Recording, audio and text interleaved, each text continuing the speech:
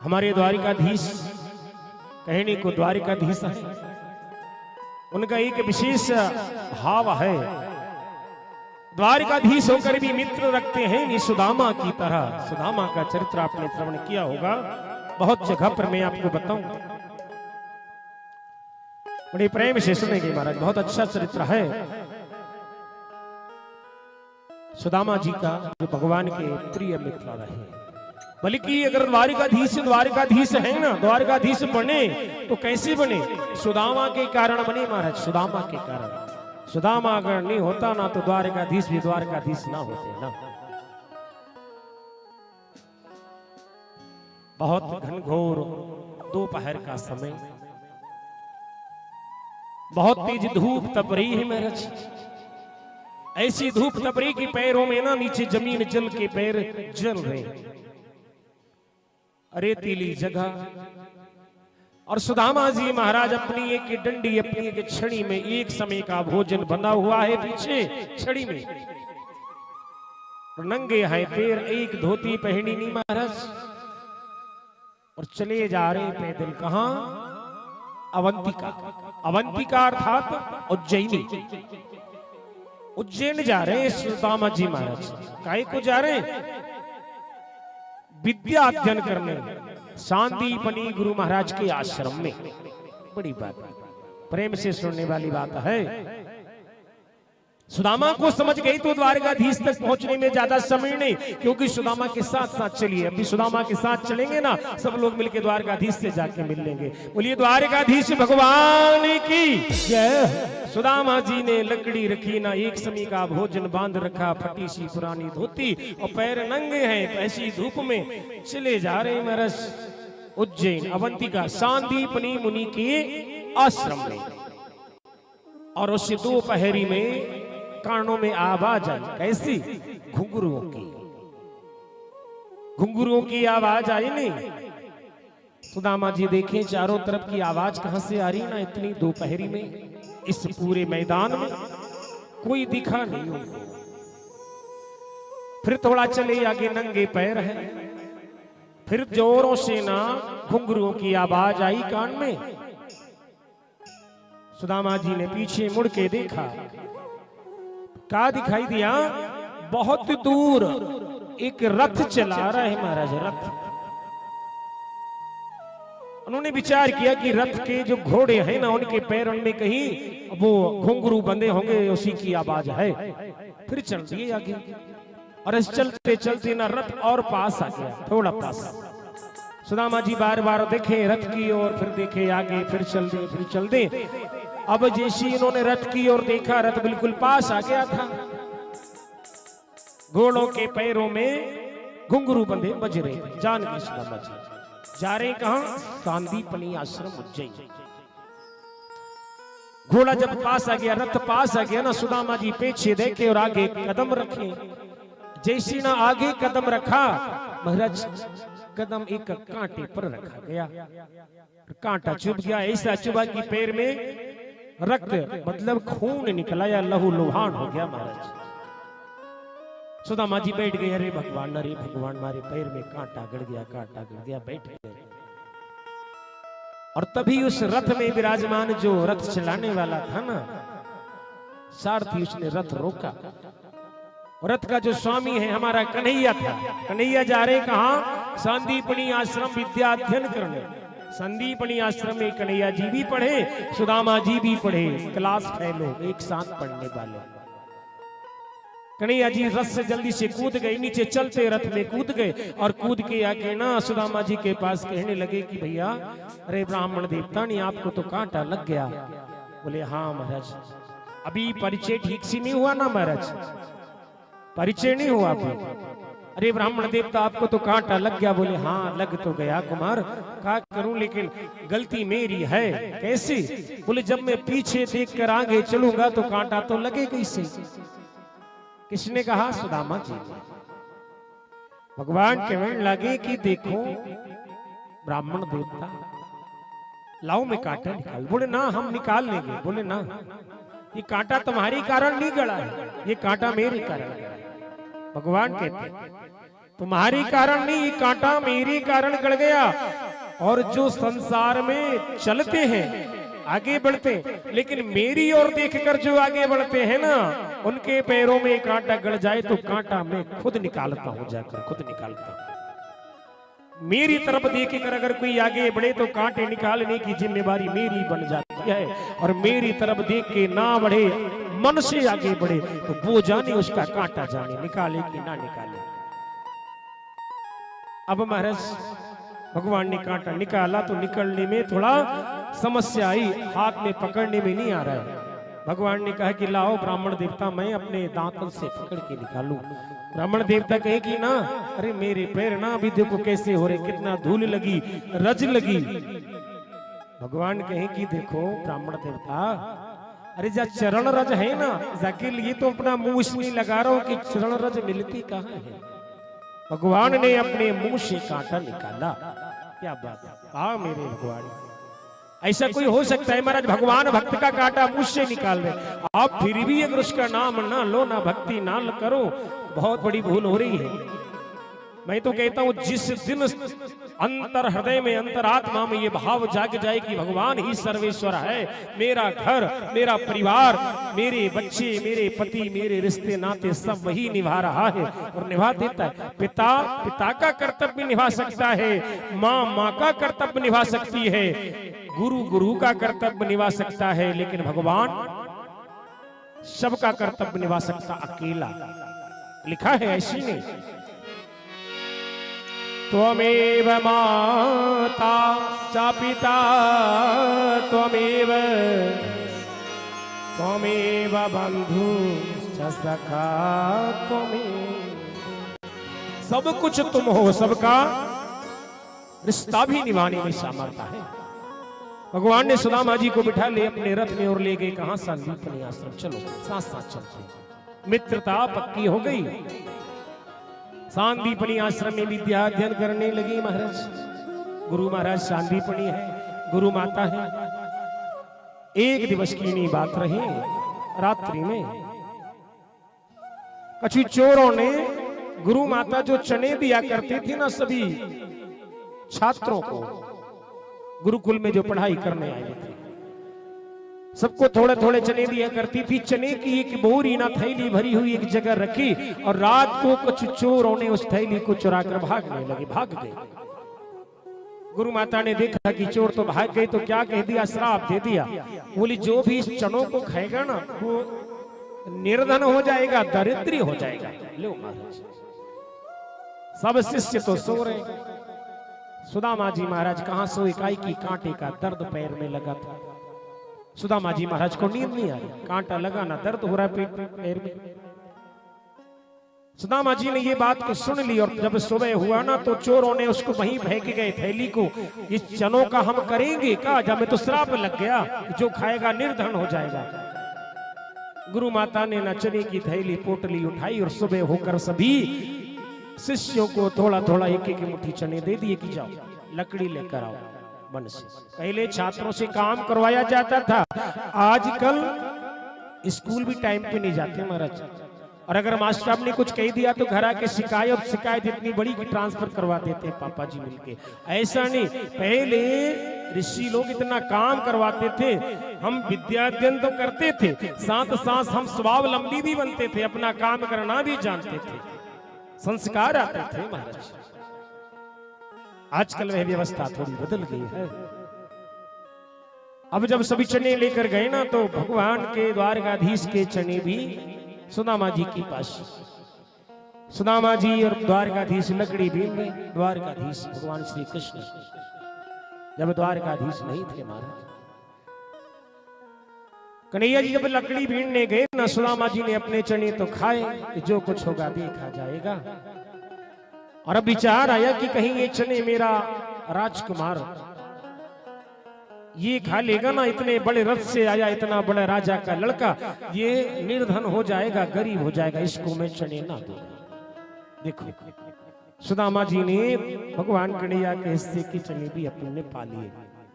नमो नारायण महाराज। जब पा लिए ना द्वारकाधीश भगवान श्री कृष्ण कन्हैया बाल स्वरूप में जब ही कहे कि लाओ सुदामा हमारे चना कहाँ है, बोले मुझको बहुत तेज भूख लगी ना कृष्ण, तो भाई तुम्हें ने पा लिए। भगवान कहने लगे कि देख सुदामा ये ठीक नहीं, किसी के हिस्से का कुछ खाना नहीं चाहिए। बोले अब जो भी कहो तुम कन्हैया, मैंने तो पाड़ लिया सो पाड़ लिया, जो दंड देना दे दो, जो करना करना। भगवान जान गए कि सुदामा ऐसा क्यों कर रहा है महाराज। बड़ी बात महाराज पूरी हुई। यहाँ की बात ना, सुदामा जी विद्या अध्ययन करके अपने नगर को चले गए। हमारे कन्हैया जी विविध प्रकार की लीलाओं को करते हुए द्वारकाधीश हो गए। द्वारकाधीश का वैभव, उनकी ख्याति चारों ओर ऐसे फैलने लगी। सुदामा जी के नगर में भी लोग बात करते हैं कि द्वारकाधीश का बड़ा महत्व है, बड़ा ऐसा भाव है, लोग जो भी आते उनको खाली लौटाते नहीं। सुदामा जी की धर्मपत्नी का नाम सुशीला। सुशीला कहने लगी कि महाराज सुदामा जी, अरे आप कहते थे कि आपके मित्र हैं, लोग कहते हैं कि जो जाता है वहां से खाली नहीं आता, कछु मांग के लाओ ना, हमारे पास भोजन की व्यवस्था नहीं है घर में। अब जानते हो प्रतिदिन मांग करना, संध्या को भोजन होता है, कभी तो जल पान करके हमारे बच्चे सो जाते हैं। बड़ी बात। ऐसा कहा सुदामा जी को संकोच हुआ, कैसे जाके मांग लूं। महाराज संकोच होता है। जब बार बार सुशीला जी ने कहा तब हमारे सुदामा जी महाराज जाने को तैयार हो रहे। सुशीला जी ने कहा देखो जा तो रहे हो, लेकिन ऐसे खाली हाथ न जाना, मैं कुछ भेंट दे रही हूं, कन्हैया को ले जाना। और गांव में गई, एक एक घर से थोड़े थोड़े चावल मांग के लाई है सुशीला जी।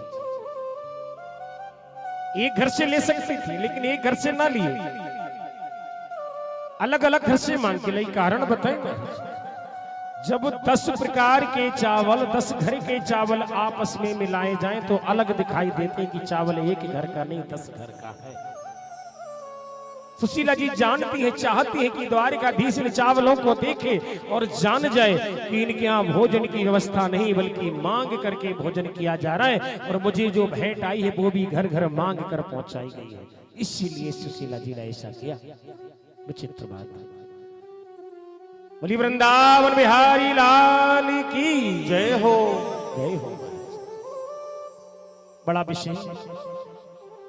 और जब बार बार कहा ना सुशीला जी ने, तो सुदामा जी चल दिए अपने मित्र के साथ वार्ता करने, मिलने के लिए। और वही हाल, एक लकड़ी में ना एक समय का भोजन बांध लिया, नंगे पैर, फटी धोती, सर पे कोई पाग नहीं, कुछ नहीं, ऐसे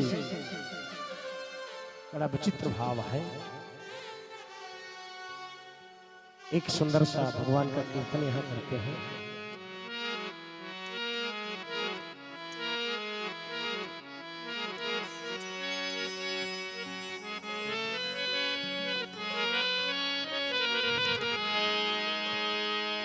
तेरे जन्मों की, तेरे जन्मों की भटकन मिटेगी, तू राधे राधे बोल जरा। तेरे जन्मों की भटकन मिटेगी, तू राधे राधे बोल जरा। तेरे जन्मों की भटकन मिटेगी, तू राधे राधे बोल जरा। तेरे जन्मों की भटकन मिटेगी, तू राधे राधे बोल जरा।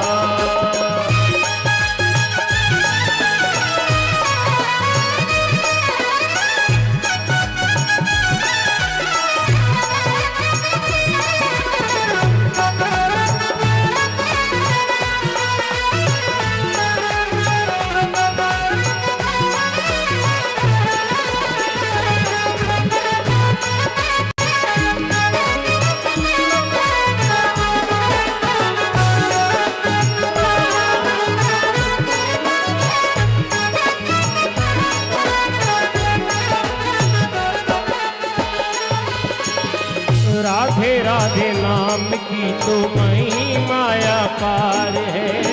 राधे राधे नाम की तो महिमा पार है। राधा राधा नाम बंदी सब वेदों का सार है। राधे राधा नाम वंदे सब वेदों का सार है। तेरे जन्मों की तेरे जीवन की, तेरे जन्मों की तेरे जीवन की, तेरे जन्मों की भटकन मिटेगी तू राधे राधे बोले। जन्मों की भटकन मिटेगी तू राधे राधे बोले जरा।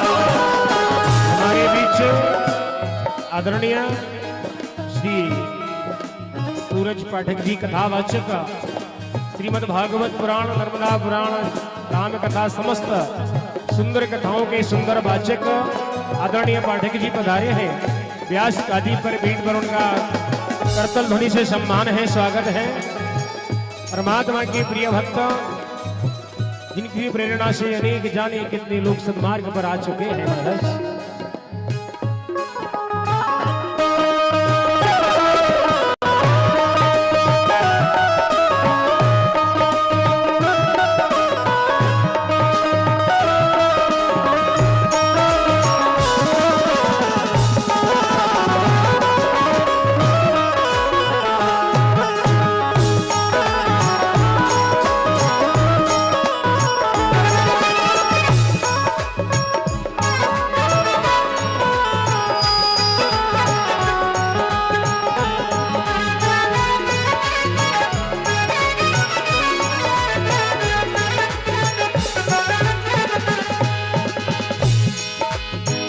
कोई नहीं तेरा यहाँ साचा राधा नाम है।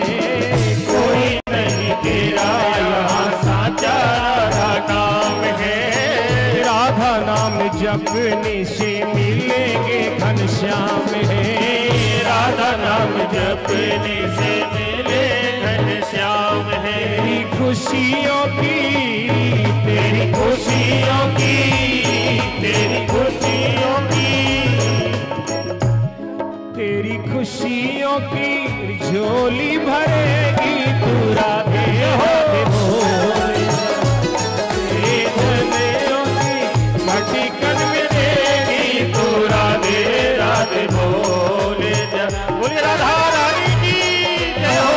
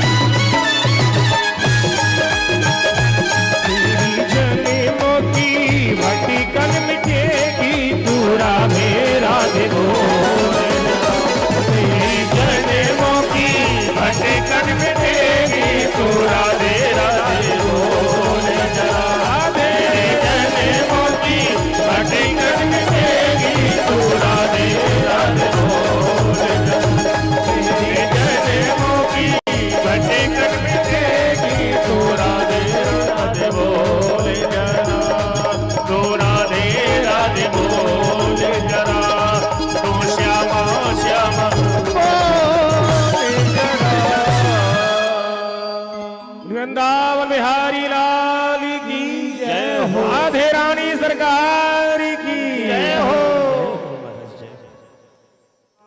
पूज्य व्यास स्वरूप पंडित श्री पाठक जी हमारे बीच उपस्थित है, विराजमान है। भगवान की विशेष कृपा महाराज श्रीमद् भागवत राम कथा इत्यादि समस्त का वाचन आप करते हैं और हम सब सौभाग्यशाली आपका यहाँ आगमन हुआ, तो आपको बारंबार प्रणाम।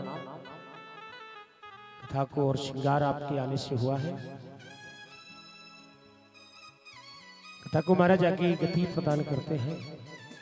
कैसे सुदामा जी अपने एक समय का ना भोजन लिया और अपने फटी सी धोती, सर पे पागने, नंगे पांव लेकर और द्वारकाधीश से मिलने के लिए चल दिए। देखो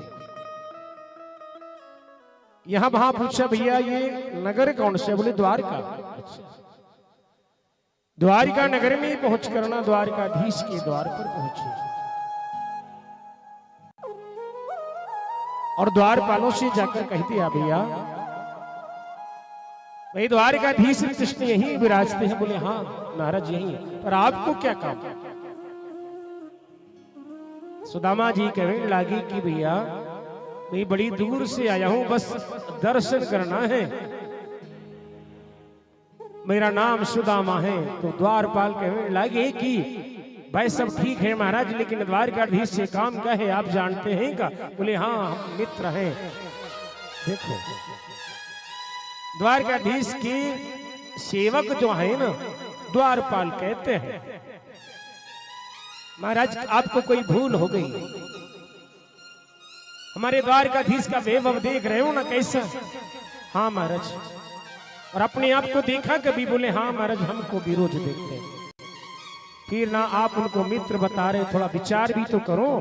कहा कह रहे हो किससे मित्र बना? उनके मित्र ना बड़े बड़े देवता हैं, बड़े बड़े राजा महाराजा हैं। हमारे द्वारकाधीश की बुद्धि बोरिया नहीं गई कि आपसे मित्रता करे, आप जैसे मित्र रखे। जाओ आगे जाके देखो और कोई काम हो तो बताओ। तब वह भगवान सुदामा जी कहते हैं कि देखो मैं कछु ना जानू महाराज, बस एक बार जाके ना द्वारकाधीश से इतना कह दो कि कोई ब्राह्मण आया इन्हीं नाम सुदामा है, अगर पहचान जाए तो ठीक, नहीं महाराज मैं यहां से लौट जाऊंगा, बस और कोई काम नहीं है। क्या बात? द्वारपाल कहने लगे कि हम महाराज थोड़ा ठहरो, ये अभी जाएंगे भगवान के पास, तो जाके बोल के देखेंगे। बार बार सुदामा जी बहुत देर तक खड़े रहे, भगवान सब देख रहे, अपने कक्ष में बैठे ना सब देख रहे। भाई क्या नहीं देखता महाराज? क्या उसको देखने के लिए आने की जरूरत है ना? इसीलिए वह सबके हृदय में विराजमान है, क्योंकि पाप भी सोचोगे तो यहीं से, पुण्य भी सोचोगे नहीं तो यहीं से। उसको कोई अलग अलग आदमी पे ड्यूटी नहीं लगाना, नहीं अलग अलग देखना, तो एक स्वरूप में आपके अंतर हृदय में विराजमान है। बस सब बैठे बैठे वहां लिखता रहता क्या आप कर रहे क्या नहीं कर रहे। और जिस दिन काफी जांची जाएगी ना आपको लगा देगा। 100 साल की उम्र होती है ना, उम्र कितने साल की? 100 साल की। और परीक्षाओं में नंबर कितना रहता? पूरा 100। और 100 में से फिर नंबर दिए जाते, 33 नंबर नहीं, 35, 50, 60, 70, ऐसे 100 साल की उम्र में आपको नंबर दिए जाएंगे कि आपने 35 नंबर मिले, जाओ महाराज जाके पढ़ जाओ। और जिसने अच्छा काम किया ना फर्स्ट डिवीजन आ जाएगा 70 नंबर। हम तो प्रयास ही करें ना 33 आए ना 35, 33 को उसको मिलते महाराज जो जैसे तैसे ना गिरते पड़ते भगवान का नाम ले लिया करते। हमको कितना चाहिए? 100 में से पूरा 100 चाहिए महाराज, जब जाके बात बनेगी। 100 में से 100 नंबर और ले सकते हैं, ऐसा नहीं। इसके लिए करना क्या है? पढ़ाई नहीं करना है, पढ़ना नहीं है। 100 में से 100 नंबर लेने के लिए पढ़ना नहीं है, क्या करना है? सुनना है। समझ गए ना? 100 में से 100 नंबर लेने के लिए पढ़ना नहीं है, बल्कि सुनना है। सुनना क्या है? ये भगवान का चरित्र, ये कीर्तन, ये सत्संग कथाएं, इनको सुनते रहिए। सुनने से आपके 100 में से 100 नंबर आ जाएंगे, पक्की बात। आइए आदरणीय चौहान साहब, रूप सिंह जी चौहान,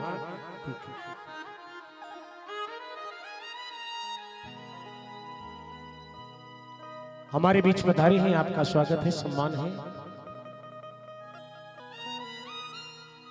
महाराज जब सुदामा जी पहुंचे, जाकर द्वारपाल से कहा कि भैया जाके कह दो कि सुदामा आया है।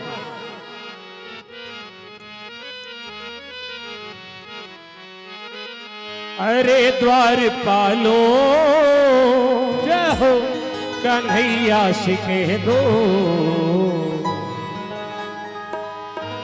अरे द्वारपालो कन्हैया से कह दो कि दर पे सुदामा गरीब आए, कि दर पे सुदामा गरीब आया। भटकते भटकते न जाने कहाँ से, भटकते भटकते न जाने कहाँ से। अरे तुम्हारी महल के करीब आ गया,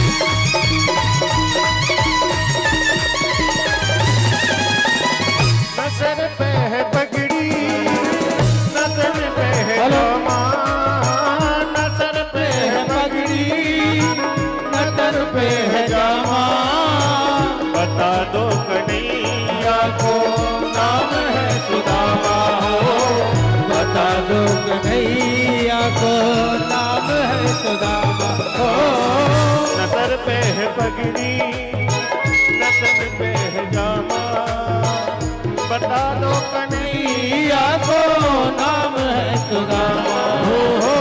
न सर पे है पगड़ी न तन पे है जामा, बता दो कन्हैया को नाम है सुदामा। हुआ रुक्मणी को बड़ा ही अचंभा, हुआ रुक्मणी को बड़ा ही अचंभा, ये मेहमान के शाह अजीब आ गया है, ये मेहमान के शाह अजीब आ गया है। परमात्मा द्वारकाधीश के पास पहुंचे द्वारपाल और क्या कहते हैं, शीश पगा ना झगा तन पे, प्रभु जाने को आही बसो के ग्रामा, धोती फटी छटी लिपटी, पाए उपासन को नहीं सामा, द्वार खड़ा तुझ दुर्बल एक, रहो चकी सौ वसुधा अभिरामा, पूछत दीन दयाल को नाम, बतावत आपनो नाम सुदामा, अपना नाम सुदामा बताता है। ये सुनते ही दौड़े चले आए मोहन, लगाया गले से सुदामा को मोहन, लगाया गले से सुदामा को मोहन, लगाया गले हो सुदामा को मोहन। हुआ रुक्मणी को बड़ा ही अचंभा, ये मेहमान के साथ अजीब आ गया, अरे मेहमान के साथ अजीब आ गया है, मेहमान के साथ अजीब आ। सुदामा जी के चरणों को कन्हैया जी ने आंसुओं से पखार दिए, अपने सिंहासन पर ले जाकर बैठाला और दो मुट्ठी में चावल खा के भेंट को 2 लोक की संपत्ति दे दी। तीसरे हाथ को रुक्मणी जी ने रोक लिया, महाराज बड़ा आनंद है। और सुदामा जी जब जाने का कहने लगे ना मैं जाऊंगा, महाराज आरती का समय हो रहा, गुरुदेव महाराज का आदेश, कथा को विराम देना होगा, हमको बहुत बड़ा काम और भी करना है, भंडारा इत्यादि। जब सुदामा जी जाने का कहने लगे, हमारे कन्हैया जी रोने लगे कि इतनी जल्दी मत जाओ मित्र, इतने जल्दी जाओगे तो क्या बात, इतने दिनों में आए इतने जल्दी चल दिए। भगवान रोने लगे, सुदामा इतने जल्दी तो मत जाओ, सभी लोग आरती के लिए तैयार रहेंगे, बस भगवान विदा करने वाले सुदामा जी को। अरे जितनी राधा रोई रोई श्यामा के लिए,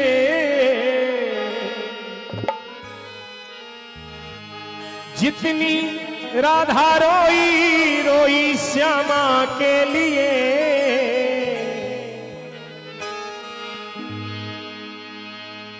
कन्हैया उतना रोया रोया है सुदामा के लिए, कन्हैया उतना रोया रोया है सुदामा के लिए। हाँ, जितनी राधा रोई रोई श्यामा के लिए, जितनी राधा रोई रोई श्यामा के लिए,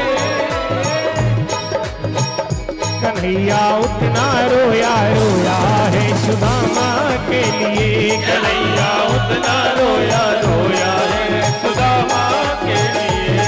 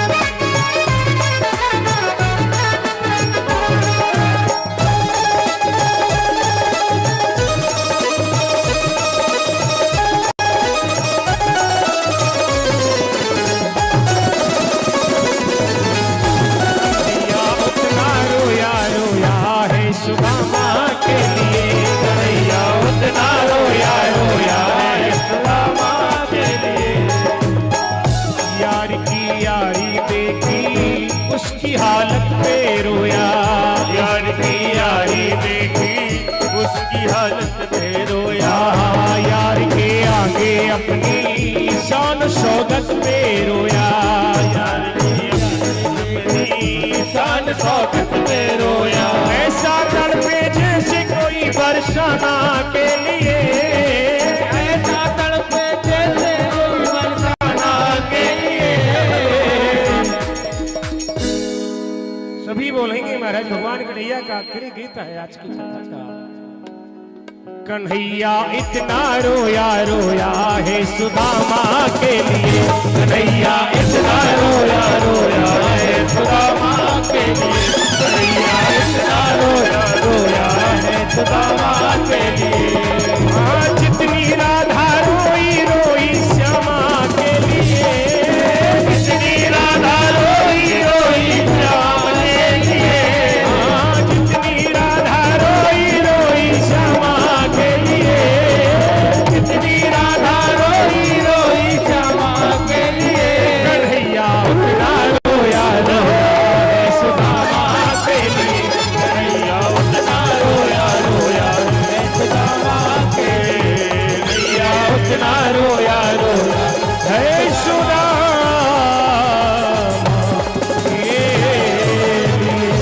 द्वारकाधीश भगवान की जय हो। राधे रानी सरकार की जय हो। विप्लेश्वर महादेव की जय हो। हनुमान जी महाराज की जय हो। गुरुदेव भगवान की जय हो। बस एक ही निवेदन